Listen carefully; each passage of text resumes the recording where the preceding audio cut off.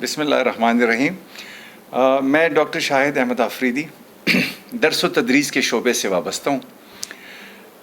آج کا ایک بڑا خیال، چائنا نے دنیا میں ایک نیا عالمی نظام مرتب کر دیا، پیش کر دیا ہے، اور وہ اس تناظر میں یہ جو شنگھائی کوآپریشن آرگنائزیشن کا لیٹسٹ اجلاس ہوا ہے، اس کے تناظر میں یہ بات عیاں ہو چکی ہے کہ دنیا میں ایک نیا نظام پیش کر دیا گیا ہے. دیکھیے، دنیا میں مختلف اوقات میں مختلف نظام پیش ہوتے رہے ہیں.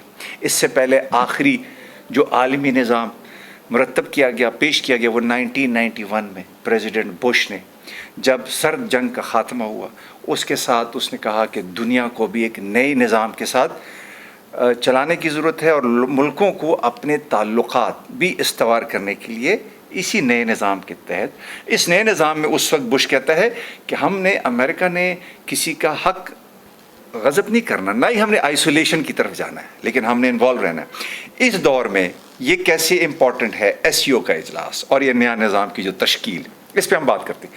آپ دیکھیے نا، SCO کا جب قیام ہوا ایسے 24 سال پہلے، اس وقت یہ ایک سیکیورٹی بلاک کے طور پہ وجود میں آیا، جس میں روس، چائنا اور وسطی ایشیا کے کچھ ممالک تھے، جنہوں نے بنیادی طور سے سرد جنگ کے خاتمے اور سرحدی تنازعات کو حل کرنے کے لیے اس کو بنایا.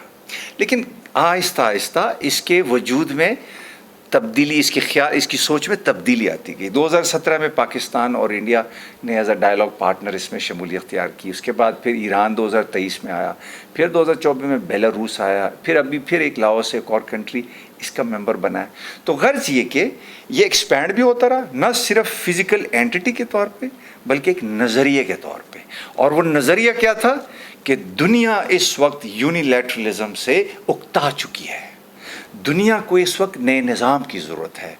دنیا اس پرانے نظام میں، جس میں گلوبل نارتھ نے گلوبل ساؤتھ کو سبجیگیٹ کیا تھا، اس پہ اپنا تسلط بنایا ہوا تھا، معاشی طور سے اس کو اپنے زیر اثر رکھا ہوا تھا، اس نظام سے بچنے کی ضرورت ہے. اور پریزیڈنٹ شی نے یہ بات اس دفعہ جو ملٹری پریڈ ہے اس میں بھی واضح کی. وہ کیا کہتا ہے اب وہ دور آ چکا ہے کہ جنگل کا قانون نہیں چل سکتا. اب اس دور میں وہ بات ختم ہو گئی ہے کہ کوئی بھی ملک طاقت کے بل پہ کسی دوسرے ملک پہ اپنا تسلط قائم کرے گا. یہ ہے نیا نظام، یہ ہے وہ نئی سوچ، وہ جدت. اور وہ کس تناظر میں آ رہی ہے؟ کوئی بھی قوم جب تک وہ جیوگرافیکلی جتنی بھی امپورٹنٹ ہو، لیکن اگر وہ عسکری طور سے مضبوط نہیں ہے تو وہ کبھی بھی اپنا بیانیہ بہتر طریقے سے پریزنٹ نہیں کر پاتی. SCO پہ ایک بہت بڑا یہی ایک تنقید بھی رہی ہے کہ یہ کوئی عسکری اتحاد نہیں ہے. اس میں جتنے بھی ان کے جغرافیائی یا سیاسی مفادات ہیں، ان کی کوئی مشترکہ بنیاد نہیں ہے. تو یہی ایک کرٹیک ہے جس کو کسی جگہ پہ یہ ثابت بھی ہوتی ہے، کیونکہ اسرائیل نے جب SCO ایک ڈائیلاگ پارٹنر پہ حملہ کیا، ایران پہ، تو SCO کے پاس عسکری جواب دینے کے لیے کوئی فریم ورک نہیں تھا، سوائے اس کے ایک تنقیدی بیانیہ، ایک نیو نیریٹو پیش کیا جائے جس پہ تنقید کی جائے اسرائیل پہ. اس سے زیادہ کچھ بھی نہیں تھا. اس پہ بھی ایک بڑی امپورٹنٹ بات جس کا میں ذکر کرنا چاہوں گا، وہ بھارت کی، خاص طور سے مودی سرکار کا رویہ ہے. مودی سرکار نے اس SCO کے اجلاس میں اس بیانیے پہ دستخط کرنے سے انکار کر دیا کہ بنیادی طور سے ان کے جو اسرائیل کے ساتھ دیرینہ اور قریب تعلقات ہیں، اس کی وجہ سے انہوں نے اس بیانیے، یہاں پہ یہ تنقید کسی حد تک ثابت ہوتی ہے کہ SCO ابھی اس حد تک منظم نہیں ہے جس طریقے سے باقی تنظیمیں، ملٹائی لیٹرل انسٹیٹیوشن، جن کو ہم کثیر الجہتی بنیاد پہ کریٹ ہوئے انسٹیٹیوشنز ہوتے ہیں. دیکھیے، جنگ عظیم دوئم کے بعد جتنے بھی انسٹیٹیوشنز بنے، وہ سب انسٹیٹیوشن کثیر الجہتی انسٹیٹیوشن جو تھے، ادارے تھے، ان کی امریکہ نے قیادت کی. جیسے عالمی مالیاتی فنڈ ہے، عالمی بینک ہے، اقوام متحدہ ہے. یہ سب ادارے جو کھڑے ہوئے، یہ ایک تناظر میں تھی. اس کے بعد سرد جنگ کے خاتمے کے ساتھ مختلف نئی بھارت، چائنا، برازیل جیسی معیشتیں ابھرنے لگیں، برکس کی شکل میں نمودار ہوئیں. ایسے ہی ایس یو بھی ایسی ہی ایک تنظیم ہے، ملٹائی لیٹرل انسٹیٹیوشن ہے جو ابھی ابھر رہی ہے، لیکن گریجولی بتدریج یہ ایک نئے روپ میں آ رہی ہے، یہ ایوالو کر رہی ہے، یہ اپنا جس طرح پانی جھرنا اپنا راستہ خود بناتا ہے نا، ایس یو کے یہ ادارہ بھی اپنا راستہ خود بنا رہا ہے۔ یہ آہستہ آہستہ یہ گریجولی ایک اسٹریٹجک بلاک میں بھی تبدیل ہوگا جس میں اکانومی بہت بڑا، جیسے میں نے آپ کو پہلے بتایا نا کہ یہ پہلے اکنامک ایک سیکیورٹی بلاک تھا، ابھی چائنا نے جب شنگھائی ترقیاتی بینک کا اعلان کیا ہے اس دفعہ اس اجلاس میں، اس سے یہ بات ثابت ہو رہی ہے کہ یہ صرف ابھی سیکیورٹی بلاک نہیں ہے، یہ بھی ایک بہت بڑی ایکسپینشن ہے۔ جب بھی ممالک کے ترقیاتی تجارتی مفادات مشترک ہوں گے تو وہ اور زیادہ ایک دوسرے پہ اعتبار کرتے ہیں، ایک دوسرے کے اور قریب آتے ہیں۔ یہ بنیادی طور سے مالی مفادات ہیں جو ملکوں کو قریب لاتے ہیں، تجارتی مفادات ہیں۔ شی جن پنگ نے پچھلے سال قازقستان میں جب آستانہ میں اجلاس ہوا تو اس نے کہا تھا کوئی پہاڑ اور کوئی سمندر ان لوگوں کے بیچ خلیج نہیں پیدا کر سکتے جن کے مفادات مشترکہ ہوں۔ تو شی جن پنگ کا جو خیال ہے، جس کو ہم پسند کریں یا ناپسند کریں، وہ خیال ہے کہ یہ مالی مشترکہ مفادات، تجارتی مفادات ان ملکوں کو اکٹھا کر سکتے ہیں۔ آپ دیکھیے نا، انڈیا کیوں اس وقت امریکہ کے بہت زیادہ کلوز ہے؟ بیکاز وہ اس کا سب سے بڑا ٹریڈ پارٹنر ہے۔ اس وقت حاضر وقت میں جو پریزیڈنٹ ٹرمپ نے جو ٹیرف لگائے ہیں، تقریباً پوری دنیا اس کے اثر سے آزاد نہیں ہے، ایک ہلچل مچی ہوئی ہے، اور اس ہلچل کا بھارت پہ بھی بڑا اثر ہے۔ بھارت کا اس وقت ٹریڈ ڈیفیسٹ جو ہے وہ 45 ارب ڈالر ہے، اور جو بھارت ایکسپورٹ کرتا ہے امریکہ کو برآمدات کی شکل میں وہ ہے 87 بلین ڈالرز۔ اس وقت اس کا سی فوڈ، جیولری، ٹیکسٹائل، یہ ساری انڈسٹری زبردست طریقے سے ہٹ ہوئی ہوئی ہیں، ایک پریشانی کا عالم ہے، جس کی وجہ سے وہ ابھی شنگھائی کوآپریشن آرگنائزیشن میں دوبارہ اپنا اثر و رسوخ بڑھانے کے لیے چائنا میں 7 سال بعد گیا۔ مودی 2018 کے بعد چائنا گیا ہی نہیں، اس دفعہ وہ گیا، نہ صرف گیا بلکہ شمولیت کی، اور وہ بھی بڑے جوش و خروش کے ساتھ۔ اب دیکھیے نا، پچھلے سال کے اجلاس میں استانہ میں جو ہوا تھا، مودی سرکار وہاں پہ گئے ہی نہیں، اور وہ بہانہ انہوں نے کیا کہ جی ہمارے پارلیمنٹ کا اجلاس ہے۔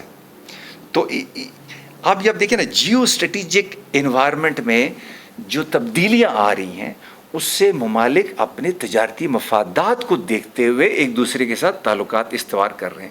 ابھی یہ ٹرمپ ایڈمنسٹریشن پہ یہ بھی بڑی کرٹیک ہے، ایک قسم کی ڈائلیکٹیکل ڈیبیٹ چل رہی ہے کہ انڈیا کے ساتھ تعلق ٹھیک کرو، کچھ کہہ رہے ہیں خراب ہے تو ٹھیک کرو، کچھ کہتے ہیں نہیں اور اس پہ پریشر رکھو۔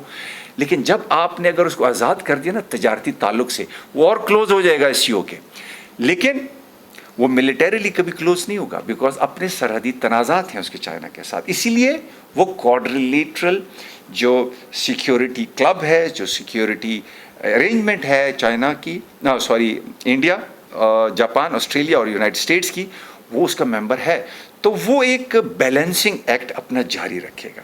لیکن سو فار اگر ہم اس بحث کو سمیٹتے ہوئے، اس کو اخذ کرتے ہوئے دیکھیں تو پریزیڈنٹ شی جن پنگ کی بہت بڑی کامیابی ہے، ولادیمیر پوٹن کی بہت بڑی کامیابی ہے، ایون ساتھ ساتھ ایک اور اتھارٹیرین جو لیڈر ہے نارتھ کوریا کا، کیم، وہ سب اتنا کلوز ہوئے۔ اور سب سے بڑی بات یہ کہ ان کا جو رویہ تھا اپولوجیٹک نہیں تھا، وہ انہوں نے دنیا کو دکھایا کہ آپ چاہے ہمیں پسند کریں یا نہ کریں، آپ ہمیں اتھارٹیٹیو سمجھیں یا ڈیموکریٹک سمجھیں، ہم لوگ اکٹھے ہیں اپنے مفادات کے لیے، اور ہم لوگ مزید لوگوں کو اکٹھا کریں گے، مزید ممالک ہمارے ساتھ آئیں گے۔ اور آپ دیکھیے اس وقت 2 یورپی کنٹریز ہیں جنہوں نے ایس سی او کے اجلاس میں شرکت کی، اور اس کے علاوہ تقریباً 26 ممالک ایز اے ہول جنہوں نے پارٹیسپیشن کی۔ امریکن اور ویسٹرن پریشر کے باوجود یہ آج سے 25 سال کی تاریخ میں یہ ممکن نہیں تھا، لیکن تبدیلی رونما ہو رہی ہے۔ اب یہ آگے اس کے اکنامک اثرات، معاشی اثرات، سیاسی اثرات، عسکری اثرات کیسے مرتب ہوں گے، اس میں ذہن میں یہ رکھنا ضروری ہے کہ جو ملٹری پریڈ ہوئی ہے، اس ملٹری پریڈ کی افادیت وہ بھی آج سے سرد جنگ کے خاتمے کے بعد دنیا نے ایسا منظر کبھی نہیں دیکھا۔ جو سوفسٹیکیٹڈ ہتھیاروں کی نمائش ہوئی ہے اس پریڈ میں، اس نے دنیا کو حیران کر دیا ہے۔ اور دنیا اور مغرب خاص طور سے حیرانگی اور پریشانی کے عالم میں ایک بالکل سناٹا سا چھایا ہوا ہے. اگر آپ مغربی ذرائع ابلاغ کو دیکھیں, وہاں پہ آپ کچھ لوگوں کو دیکھیں گے وہ اس کو جان بوجھ کے اگنور کر رہے ہیں, کچھ جو اگنور نہیں کر رہے وہ اس کو کو ہٹلر کے ساتھ تشبیہ دے رہے ہیں, ٹھیک ہے, اور کچھ جو لوگ آبجیکٹو اسیسمنٹ کر رہے ہیں حالات کی, وہ بتا رہے ہیں کہ بھائی ابھی آپ چائنا کے ساتھ, تو ابھی اگر امریکہ اپنی ٹیکنالوجی یوز نہ کرے, دنیا میں اور کوئی ملک ہے ہی نہیں جو چائنا کا مقابلہ کر سکے اس وقت. جاپان اس وقت پریشانی اور سراسمیگی کی حالت میں ہے, ٹھیک ہے. اسی طرح آسٹریلیا کا فارمر پرائم منسٹر اس دفعہ SCO پہ چلا گیا, جس پہ آسٹریلین مزے کی بات یہ ہے, آسٹریلین رائٹ اینڈ لیفٹ تمام پارٹیز تنقید کر رہی ہیں, اور وہ کہتے ہیں بھائی میں آسٹریلین نیشنل انٹرسٹ میں گیا ہوں.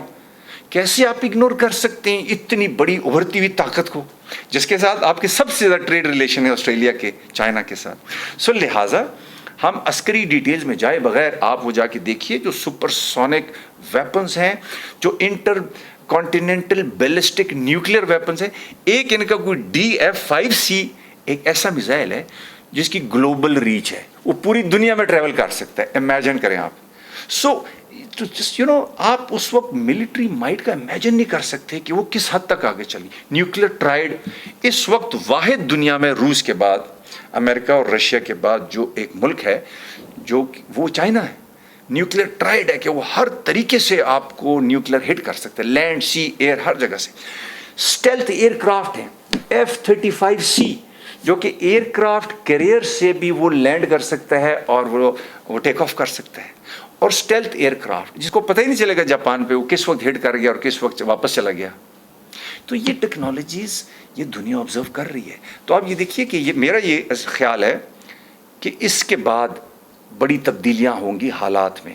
کچھ ہو سکتا ہے اور بھی یورپین ممالک سوچنے پر مجبور ہو جائیں کہ یہ جو ویسٹ مغرب کا ایک جو تاثر ہے ہمیشہ سے as a single block, as a single club, اس میں بھی دراڑیں پڑنا شروع ہو جائیں گی. جیسے کہ Australians are rethinking about developing new pattern of relationship, and so would other countries. So I hope that it goes well for the peace and prosperity, اور دنیا میں امن قائم ہو اور cooperation who. Thank you very much.